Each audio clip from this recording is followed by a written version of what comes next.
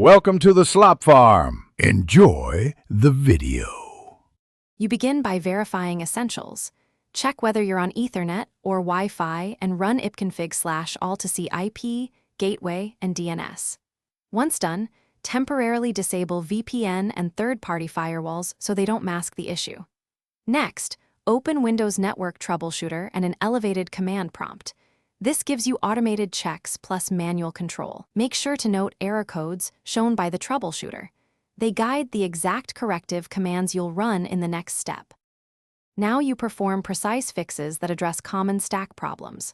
First, reset TCP/IP with netch-int IP reset and flush DNS using ipconfig/flushtons so corrupt entries are cleared.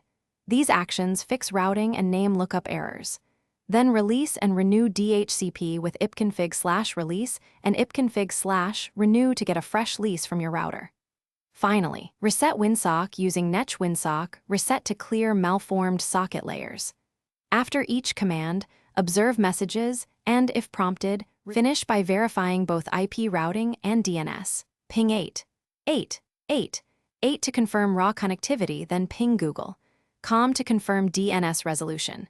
If pings fail, go to Device Manager and reinstall or roll back the network adapter driver because driver corruption often causes persistent faults. Once done, reboot and recheck.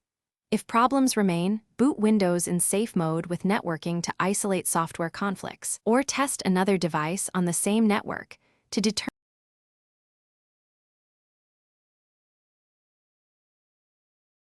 Thanks for watching. Consider subscribing if we helped you today.